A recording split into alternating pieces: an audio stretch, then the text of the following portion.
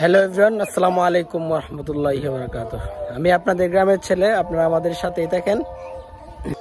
আসলে রাস্তায় যাওয়ার সময় একটা এই পেয়ারা গাছ পাইলাম, দেখা যাক আসলে কিরকম স্বাদ পেয়ারাগুলা খাইতে।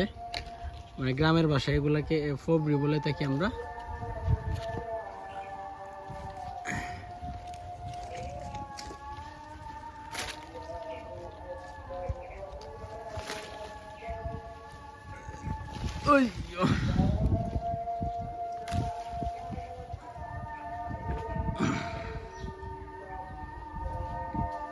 একটা পারলাম।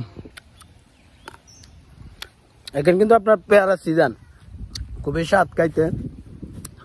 এটার মধ্যে আবার আপনার মেডিসিন আছে। আর সবচেয়ে বড় উপকার হচ্ছে আপনার দাঁতের খুব কাজে দেয়, মানে দাঁতে পোকে ধরে না, অনেক উপকার আছে দাঁতের।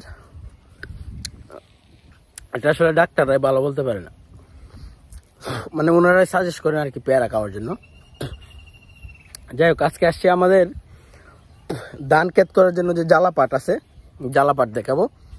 মানে এগুলো আমরা নিজেরাই চাষ করি। এটা হচ্ছে আপনার, এই যে আপনারা দেখেন, এই সবটা হচ্ছে আপনার জ্বালা পাট। এখানে অনেক ধরনের ধান পালছে, অনেক ধরনের জ্বালা, কেউ 28, কেউ 51, এক একটা ধানের এক একটা নাম। এগুলো আবার সবারই একজনের না, বিভিন্ন লোকের এখানে জায়গা আছে, বিভিন্ন লোকে ধান এই জ্বালা পালছে। আর মনে হয় কয়েকদিন পরেই ধান মানে লাগানো শুরু হয়ে যাবো গা, ধান লাগানি শুরু হয়ে যাবো গা। যার কারণে আসলে ওনারা সকলেই এগুলা প্রস্তুত করে রাখছেন আর কি। আর এদিক দিয়ে আছে আপনার সবজি ক্ষেত, এটা হচ্ছে আপনার কুমড়া ক্ষেত। আর ওই দিক দিয়ে হচ্ছে আপনার বাইগন ক্ষেত, এটা হচ্ছে আপনার বাইগন ক্ষেত। আর এটা হচ্ছে আপনার এই যে ডেরি ক্ষেত আর কি। আর এদিক দিয়ে হচ্ছে আপনার কলা বাগানটা অবশ্য আমাদের। যাই হোক, এদিক দিয়ে আবার পারিবারিক কবরস্থান আছে। আমরা এখন সামনে যাব, সামনে দেওয়া যায় কি আছে, আপনারা দেখতে থাকেন। আর একটা জিনিস বলি আপনাদেরকে, ওই যে আপনার দেখতে পাচ্ছেন গরু, গৃহস্থের গরু আসলে এগুলা 1-2টা থাকেই স্বাভাবিক, কারণ ওরা আসলে মানে মাঝে মধ্যে হাল চাষ, আর হাল চাষের দিন তো এখন আর নাই, গরু দিয়ে হাল চাষ করে না, আগে করতো মানুষে। কিন্তু এটা হচ্ছে আপনার কৃষি ক্ষেত যারা করে বা গৃহস্থ, এটা হচ্ছে ঐতিহ্য। মানে এগুলো আসলে লালন পালন করে কুরবানি ঈদে বিক্রি করার জন্য, মূলত অনেকটা টাকা একসাথে পাওয়া যায়, যে উদ্দেশ্যটা থাকে আর কি। আর এটা হচ্ছে আপনার এই দেশি গরু, এগুলো হচ্ছে আপনার দেশি গরু। এগুলো আমাদের কোনো এই ইঞ্জেকশন দেয় বা এই ফুলায় তারপর মানে বডি বানায় তারপর বিক্রি করে, এরকম না।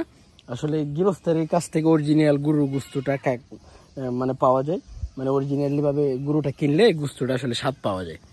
যাই হোক, মানে এটা হচ্ছে আপনার গৃহস্থের একটা ঐতিহ্য, গরু 1-2টা গরু রাখা বা গরু মানে গরু বাছুর পালা, এটা হচ্ছে তাদের ঐতিহ্য।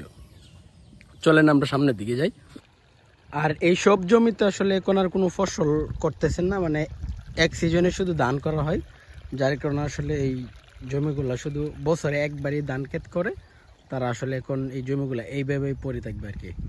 আর একটা জিনিস কি, মানে এগুলো থেকে আবার মাছ ধরা যায়, মানে মাছ খেতে পারে মানুষে। এটা হচ্ছে পুষ্করণী, পারিবারিক পুষ্করণী। এটা হচ্ছে আপনার আমাদের প্রাইমারি স্কুল। এখানে দেখতে পাচ্ছেন ছোট ভাইরা খেলাধুলা করতেছেন।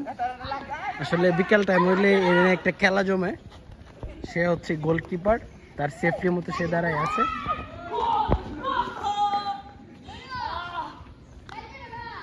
গোল খেলা কয়টা খাইছে?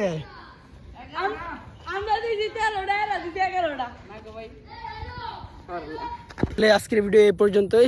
যাওয়ার সময়, ভিডিও করার সময় একটা ছেলেকে পাইলাম, তার একটা গান আছে, গানটা আপনাদেরকে শোনাবে, আপনারা শুনবেন, কেমন লাগে কমেন্ট বক্সে জানাবেন। মানুষের অন্তরে এখানে সবাই দেখে না নিজেদের ভালো, বাইরে সাদা ভিতর কালো, পাষাণ সবাই মনটা করা কঠিন পাথরে, পাষাণ সবাই মনটা করা কঠিন পাথরে, ইটের উপর ঈর্ষা দিয়ে অট্টালিকার সারি, তার মাঝে কেউ শুনবে না তো মনে রাখা চারি, বাঁচতে হলে রতে হবে, নইলে দুঃখে দুঃখে মরতে হবে। পাশের দিকে দেখবে না কেউ দুই চোখ অন্তরে, পাশের দিকে দেখবে না কেউ দুই চোখ অন্তরে। আজকের ভিডিও এই পর্যন্ত। ধন্যবাদ। ভিডিও ভালো লাগে থাকলে লাইক এন্ড শেয়ার, ইউটিউব থেকে দেখে থাকলে সাবস্ক্রাইব করে আমাদের সাথে থাকবেন। ধন্যবাদ।